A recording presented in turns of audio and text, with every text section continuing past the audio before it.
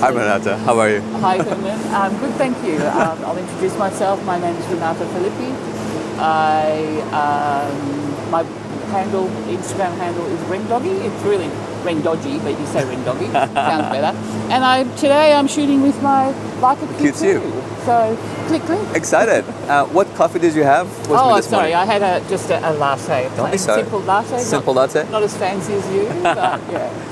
Yeah, normally Fantastic. I drink an almond latte, which is woo. But yeah, no, all good. So, We're Melbourne with you. I'm super excited to finally catch up with you. We were supposed to do this a few months ago, and you went well, but finally got to catch up with you again. And where should we kick off to? Which way do you want to go? Let's just wander. We'll go up to Burke Street and then we'll move from there. Okay. So yeah, it's not as busy. I don't know what time it is. It's quite early. It's 11:15. Oh, it's late. So I thought it was a lot earlier. But yeah, we'll go up that way. We've been chatting for a while. And it's see what's happening. Go and see people shopping and take a few photos if I can. Super excited to pick your brain a little bit this morning. Cool. And see you in action. See me in action. I'm not that exciting, Herman. You're too humble. Everyone's too humble. Everyone's just always very humble. We are humble in Melbourne, aren't we? But that's okay. See, just like that. Did I get that? I think I got that. Just like that. Just point and shoot. Yeah, so he was a little bit down and out, but that's okay. He had a good head, good face. As you know, Herman, I like faces. I like shooting characters more than scenes. So yeah. So tell me more about that. Like, what's about a human face that gets you interested? Because pretty much, if I can think of all the photos that I've seen of you, at least recently, it's always a portrait. It's always people's faces. Yeah. Always doing something interesting characters. So what draws you into that? Just a human condition, I think. I mean, okay. I don't know. As I was talking to you earlier, I don't go for attractive people because there's too many attractive people in the world, you know. And people that are a little bit different, they stand out to me. I really like I don't know, they bring something to me. They bring an expression, they bring a feeling. I have to connect with a face, but not everyone, you know, like I look at someone, I think, nah. Because sometimes when I go out with people, they say, oh, there's a good face for you. And I'll go, no good.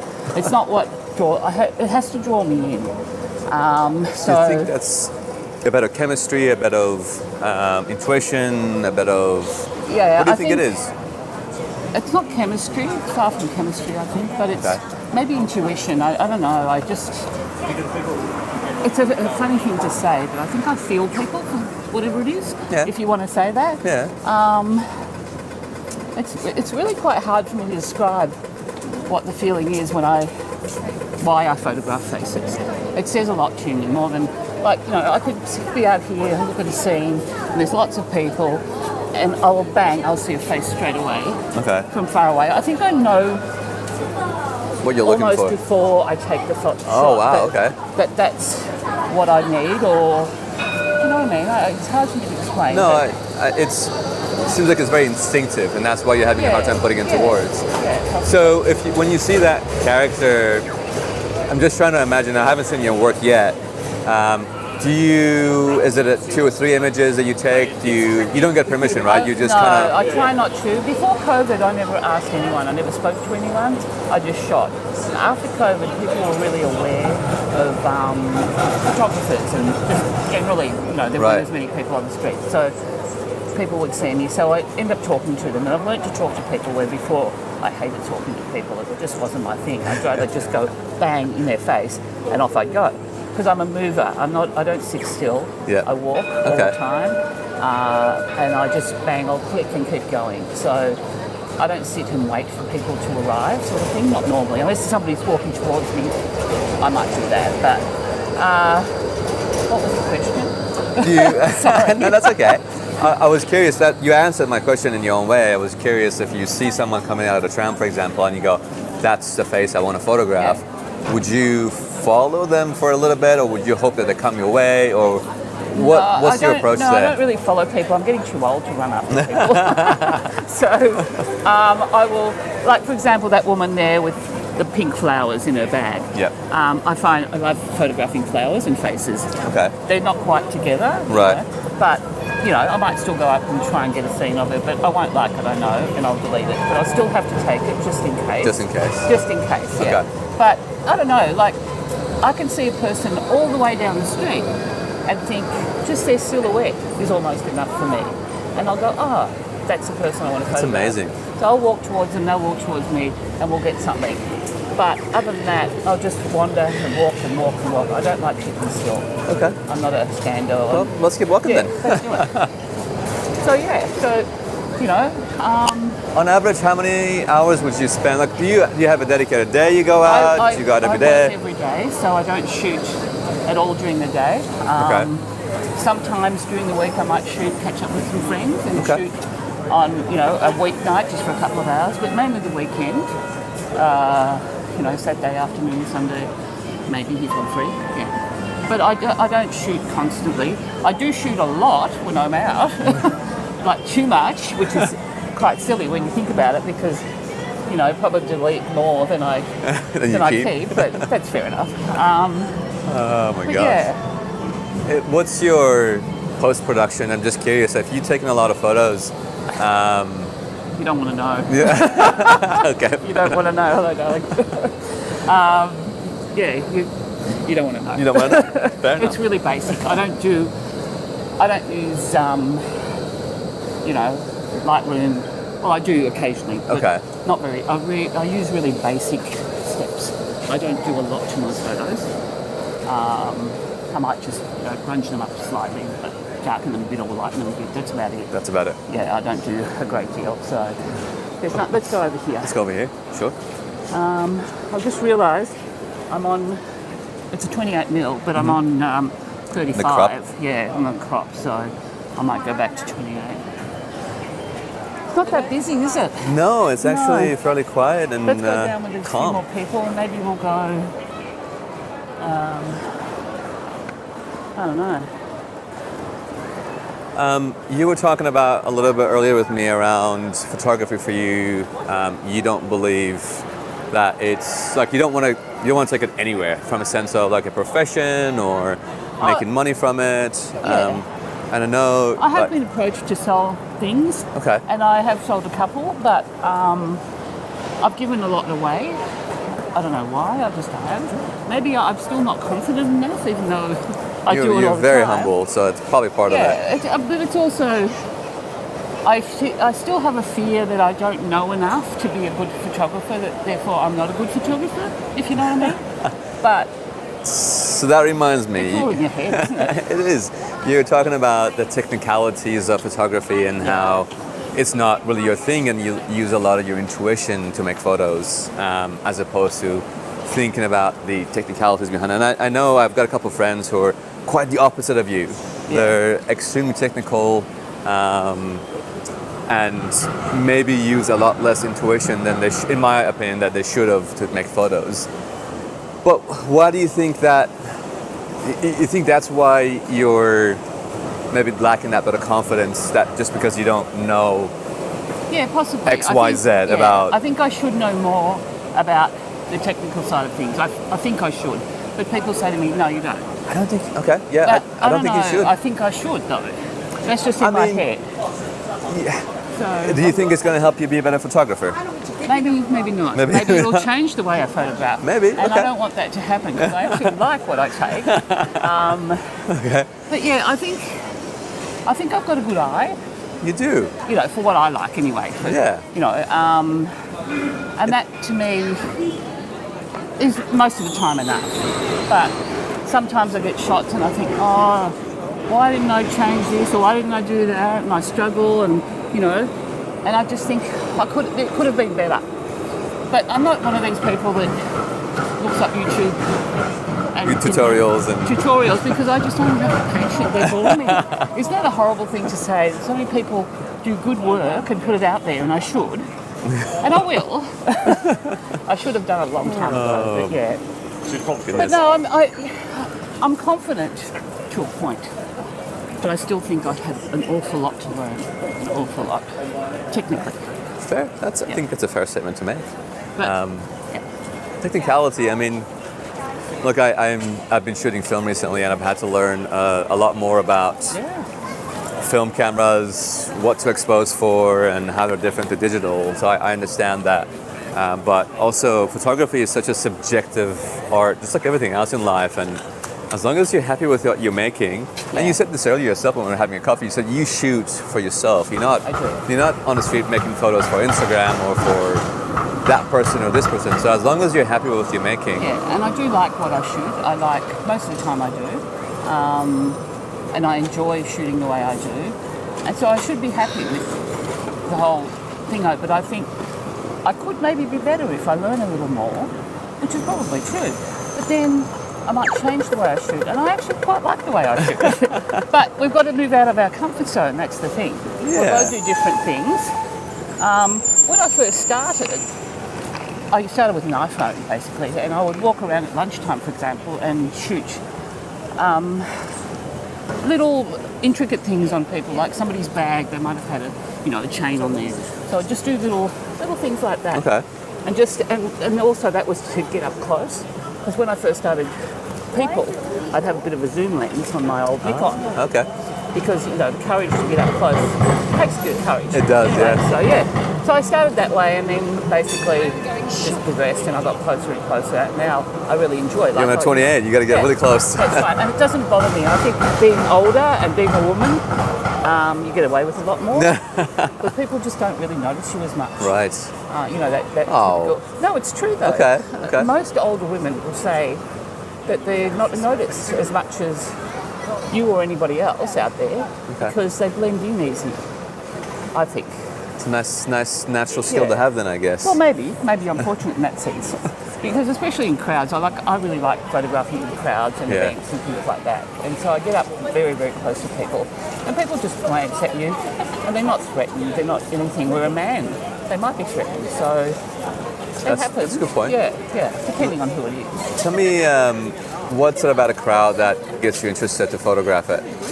Just there's more going on in the crowd. Everyone. Well, I like to shoot events, for example. Like, I go to a lot of like I go to Midsummer and things like that, where people are free and easy and they just have a great time, and that's where you catch people at their best, I think.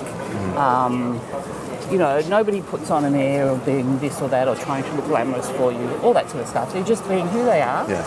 And that's what I really like in person. That's what I capture. I try to capture the most, who these people really are.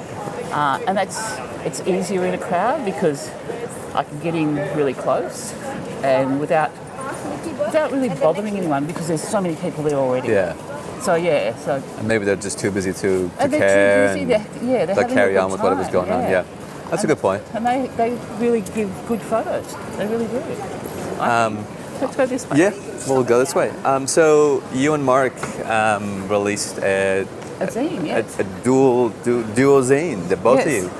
What was the process like? How much time did you guys put into picking the photos you wanted and curating it and seeing what works together? Was it quite straightforward? And we printed up. I mean, Mark and I used to shoot together a lot back in the beginning, sort of thing. We'd go out. We'd always shoot really well together. Okay. We got on very well.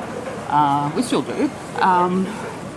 But yeah, it was when you click with someone when you shoot, and Mark and I clicked. It was really easy going. We went in each other's pockets. It was just wandering around on a Sunday. That's what it's called, Sunday. We always caught up on a Sunday. We'd shoot. It was fun. And then we decided, later on, a few years later on, decided to do a zine together. And it's been in the back. We've talked about it a fair amount of times, but never did anything about it. Anyway, we ended up doing it. So what we did is we printed up, just at Officeworks, 100 photos that we both liked. Okay. Of each other. I printed mine, he printed his. We'd come together, we'd set them all out on the table and try to match them up, which some worked, some didn't. And then I said to Mark, okay, pick 30 photos out of your 100. This is what I like. What do you think of mine? Blah, blah, blah. So he would pick 30, and then we just... you picked each other's photos? Well, we picked our own as well. Okay. So it was a bit of a two-way street. We picked our own, and then we'd look at each other and put them up next to each other together, and if we liked them, we liked them. If we didn't, we'd change them around. So that's how we did it. Sally Cockle put it all together for us. I heard that, yeah. Great of her, yeah. Very nice of her. Yeah, well, she does that sort of thing for her work. You know, she does fashion. So she put stuff together, and it was good to see it together that way rather than just on the table. Just on the table, yeah. Yeah. So what did it feel like to see the finished product? It was good. It's a good feeling? Actually good, yeah. Is this the first... First ever, yeah. ever, right? Now that I look at it, I wish I had put different photos in. Okay. But that's going to happen Every time, yeah. So, yeah. What was some of the, like, was this kind of, I guess the question I'm trying to ask is, was there a theme? Was there a time limit, like I want photos from the last 2 years or anything like that? Or was just what we wanted. So you wanted? Whatever. Okay. Mark put in what he wanted. I tried to match them with his, and we just went that way. Yeah. Oh, I'm sorry. Yeah. So it was a learning process for both of us, I think, which was good. You sort of, it's not as simple as you think. No. Yeah. It's quite tricky. Like I did a short course on photo books. So I learnt, like I went to this little workshop and I took 20 photos, and somebody else I put out what I liked and what I thought went together, and then somebody else came in and took out all the photos I liked. And I thought, oh my God. But yeah, it works so much better. So you have to be really objective about what you're choosing. It's not for love, it's what goes with something else. Yeah. Okay. So it changes everything, I think. Amazing. I honestly thought the night I picked it up from you, I looked through it and I was blown away. But if you can believe me, I've been so busy since getting back home, I haven't had a chance to look at it. It's on my desk, literally on my That's desk. fine, you look at it. I have to look at it one more time at least, because that night it looked amazing, and I'm like, I need to go home and actually like take some time and look at in detail. Yeah. There's a lot of older work for both of us there, like, Okay. I don't know how far back, years maybe, 2-3 years. But we just mixed it up a little bit. Yeah. Would you consider doing this again in 2 or 3 years or next year? Or like, what do you guys have in mind? Have you thought about it? Well, I don't know. We did one together just to test the waters, I suppose, because, I mean, I don't want to, sound like I've got a big head or anything, but we're both fairly well known in Melbourne. Yes, you are, yeah. Yeah, so we just thought doing one together, it's less scary, I think. Yeah. So, yeah. Again, I love the humility. You two are, again, both very, very humble.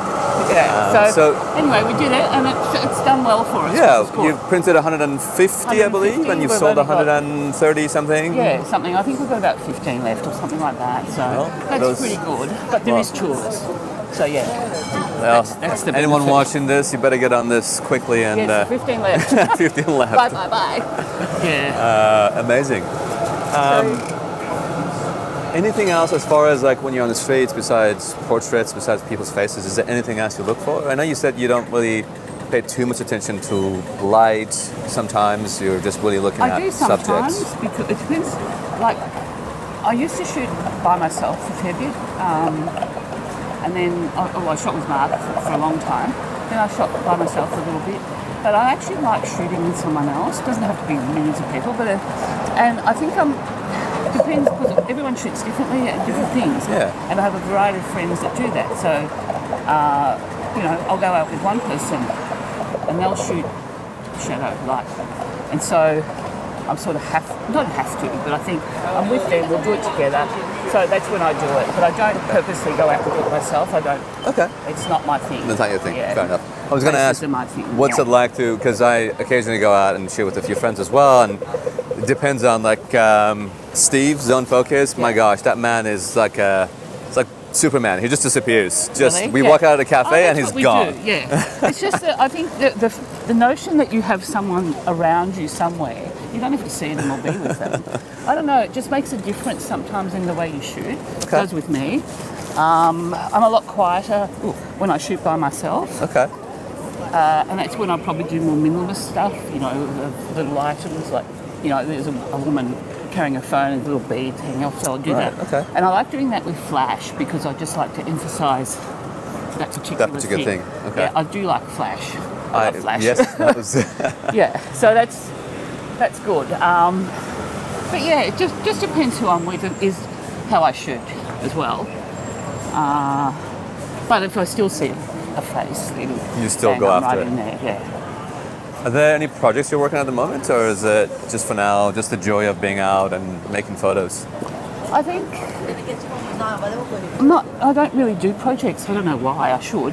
I've got a big collection of different things. Like I've got tattoos. I love tattoos. They intrigue me. Why people get tattoos on their face and all those sorts of things. So I've got a lot of those sort of photos, which could be a project quite easily. Yeah. I think a lot of my photos could be a project, but I don't go out there purposely to just start a project. It just sort of comes together by itself. Okay. Yeah. That makes sense. If you know what I mean. Yeah. I think I'm very much the same thing. I've been doing this for a couple of years now, and then I think about like 9 months or a year, and I'm like, oh, hold on, there's a bit of a theme here. I've got a little bit of this, a little bit of that. Cyclists, I've got some train shots, I've got some city shots. So things sort of kind of following together a little bit. Exactly. When you look at your stuff, you think, oh, that goes really well together. So yeah, without knowing it, I'm doing it, subconsciously probably. Who knows? But yeah. Is there anything that you want to tell us, Renata, that I haven't asked you? I know I don't want to sound like I'm finishing this up, but it's just you're quiet. It's not in a bad way. Just I know you're very humble and you don't like to talk about yourself very much. As I said to you, I don't really have a lot to say. I just take photos. I really enjoy what I do, and I just think, I just do what you love. Just take photos. If that's what you love, do it. If you want to make a profession out of it, street photography is not the way to go. I don't know, but documenting everyday life, everyday people, is beautiful. I think for me. I agree. There's something about that. We were in the Leica store this morning and looking at some Henry Cartier-Bresson book, and it just made me like, not just this morning. I've got a few books recently. I got Trent Park's book, and I was looking at a couple of the photos he's got of people, just like a young gentleman standing at a crossing, and he's got his AirPods. The line comes down to his iPod, and it was quite interesting because these little moments that we're capturing, and you look back at a photo book from even 15 years ago, it kind of gives you a bit of a sense of what life was like, what was pop culture like back then, and what the trains looked like. Those photos from Henry Cartier-Bresson this morning of, was it the King's? I can't remember. What was it? Something ceremony was out there. The King's coronation. Coronation, that's it. And the people's outfits and children, how they dressed, and exactly, it all tells a story. It was just simple, really simple stories. It was just beautiful. So I completely agree with you. This is something that I've been thinking about a lot recently over the past few months, of going, maybe there's something long-term here with photography outside of just, light and shadows. We're documenting a little bit of today's life, and hopefully in 20, 30 years we'll look back. We don't realise what we're doing. I think a lot of the time we just snap away, think, oh, yeah. But when you think about it, this is the future, or in the future, our kids, our grandkids will look at these and think, this is what Grandma or Grandpa used to... Everyone used to wear earpods and things. Like when I was young, we all had cassette players and CD players, in our hands. It was just ridiculous. But you look back on those now and you remember those days, like just here at the library, the Rennie Ellis exhibition is on. And as I said to you last night, I think, I went in there and I can really relate to the photos because that was my era, the 80s and 90s, whatever.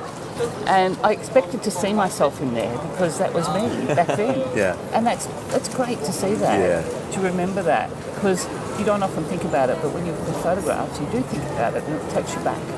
So I think it's really important to document everything if you can. Just do it. I love that. That's very good advice. Yeah. Well, honestly, I don't have any more questions for you. I feel terrible. It's only been 24, 25 minutes. So I'm happy with that. Well, if there's nothing else that you want to share with us? No? Thank you so much. It's been amazing to have you. Thank you so much for taking the time. And I'm excited to wrap this up and share it with everybody else. I'm excited to see what comes out of it. Anyway, thank you. Thank you, Meta.